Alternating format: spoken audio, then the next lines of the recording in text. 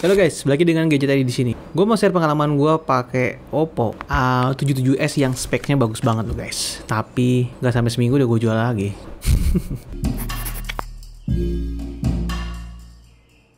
Nah, di video ini gue pengen share pengalaman gue, curahan hati gue kepada Oppo A77s ini ya guys ya. Oke, pertama gue tertarik dengan harganya, karena kalau lu beli ini cara baru kemarin ikutan pre-ordernya itu sekitar 3,5 juta. Dapat bonus TWS dan menurut gue ini speknya lumayan menarik banget ya. Juga gue tertarik karena desainnya yang keren. Tapi ternyata ada hal-hal yang bikin gue berubah dan gue cepat-cepat memilih untuk menjual handphone ini lebih cepat. Jadi video ini adalah tanpa sponsor dan gue beli handphone ini sendiri ya guys. Jadi ini benar-benar unek-unek gue selama menggunakan handphone ini. Desain yang paling mencolok tentu ya warnanya orange. Menurut gue yang cukup menarik di rentan harga 3 jutaan ya. Oppo nyebutnya fiberglass leather atau kulit fiberglass. Ya memang ya, kalau kita buka lu akan takjub dengan desainnya yang sangat keren banget ya.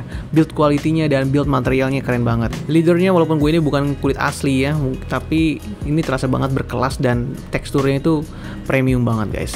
Juga untuk body sisi kiri, kanan, atas, bawahnya ini benar-benar keren banget. Jadi emang handphone 3 jutaan zaman sekarang itu udah wow, desainnya oke banget ya. Juga bentuk kameranya menurut gue pas ya. Selera gue lah, tidak norak ya. Jadi dengan harga 3 jutaan ini menurut gue desainnya dan desain overall tuh keren. Tapi apakah desain doang itu cukup untuk lu mempertahankan atau lu jadi alasan untuk membeli sebuah handphone?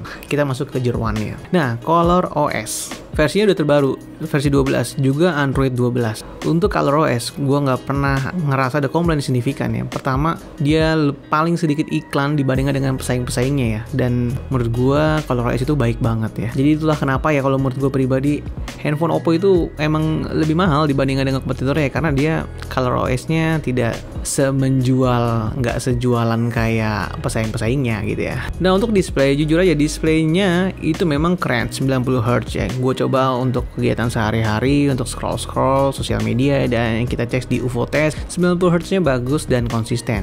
Tapi yang disayangkan adalah kalau kita lihat speksnya, layar itu cuman 720p. Ya, karena resolusinya cuma 720 dikali 1600. Cukup kecil ya, dengan layar 6,5 inch. Dan density-nya cuma 200-an. Jadi emang di mata gua itu terlihat sekali bahwa untuk color ini kurang deep ya. Walaupun beruntungnya ya dia punya brightness yang lumayan cerah, sehingga kalau menurut gua pribadi untuk orang yang awam ya mungkin nggak begitu terasa perbedaannya. Tapi untuk orang yang sudah biasa pakai handphone mid-range phone lah ya, ini akan kelihatan bahwa ini berbeda gitu, layarnya masih di bawahnya.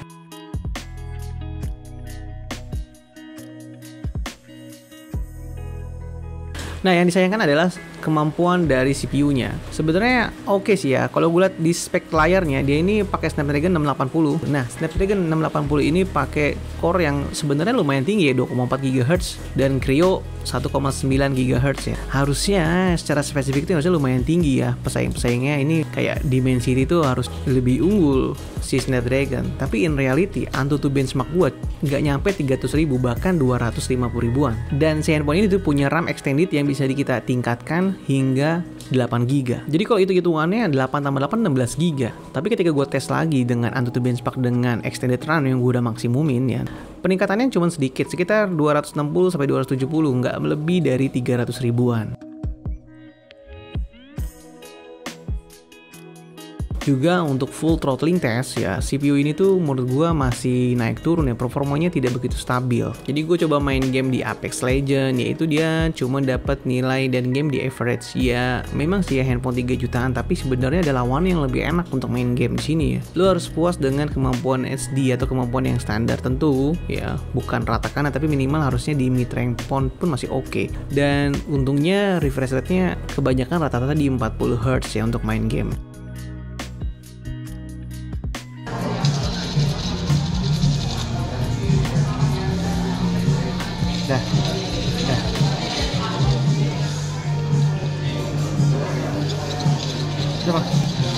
Emang sih untuk kegiatan sehari-hari ya ini tuh cenderung hemat dan menurut gua nggak punya ada kendala yang signifikan, karena kegiatan email, sosial media itu masih kegiatan yang ringan ya.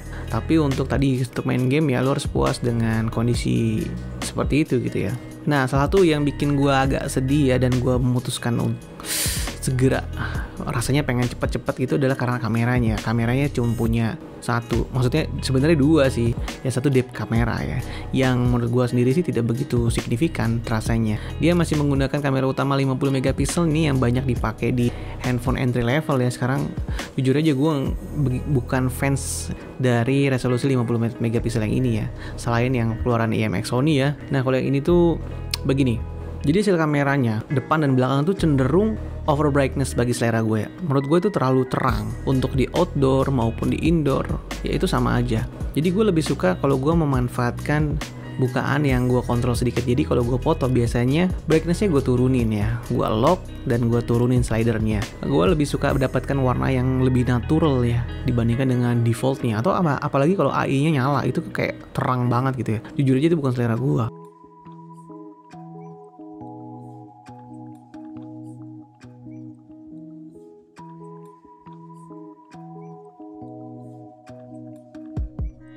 Rekam videonya juga lumayan average ya, kamera depan dan kamera belakang cuman mentok di 1080p.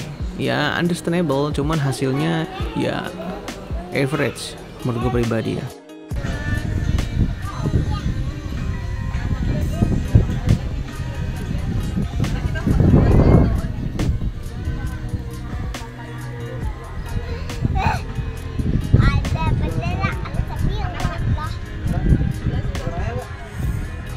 Nah untungnya handphone itu mengklaim dia punya stereo speaker, tapi menurut gue in reality stereonya tuh masih ya just okay gitu ya.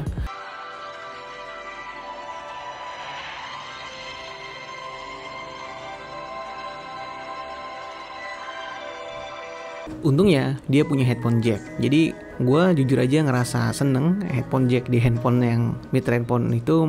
Entry level ini masih ada headphone jacknya, apalagi dia sudah support aptX ya. Buat kalian yang Android fans yang punya dan suka dengerin musik, ini sedikit ngebantu lah ya. Baterainya juga lumayan oke, 5000 mAh menurut gue cukup gede, apalagi dia punya 33 watt adapter charger ya yang sudah include di dalamnya. Jadi untuk ngecas 0 sampai 100% itu sekitar butuh waktu 70 menit ya, sejam lebih 10 menit ya percobaan gue, dan menurut gue ya ini oke lah, gue nggak komplain. Jadi sebenarnya yang baru gue sadar dan kenapa gue buru-buru ngejual aja karena ternyata sebenarnya A77s ini adalah versi downgrade-nya dari Oppo A96. Jadi emang kalau kelihatan dari luar ya kesannya tuh signifikan, desainnya berbeda, tapi di dalamnya atau jeroannya itu bener-bener nyaris sama ya. Malahan A96 itu punya display yang lebih tinggi resolusinya, juga density-nya lebih bagus ya, lebih colornya lebih deep, dan kamera depannya dari yang 8 megapiksel naik ke 16 megapiksel.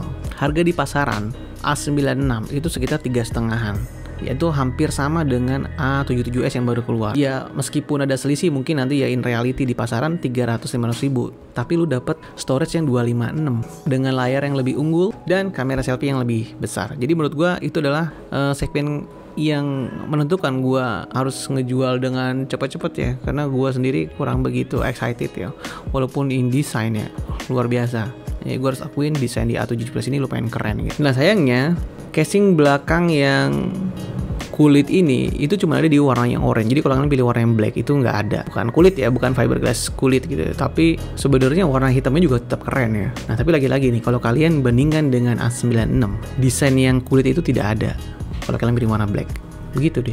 Nah tentu orang akan beda-beda prioritas dalam membeli handphone ya. Nah kalau kalian sendiri ya guys ya, dengan harga 3 jutaan nih dan beda yang tipis, kalian lebih milih A96 dengan prosesor yang sama tapi dapat storage lebih besar, atau A7s yang punya desain lebih bagus? Nah kalau ada pertanyaan jangan lupa komen di bawah, dan sampai jumpa di video gue yang lain. Bye bye. Boom.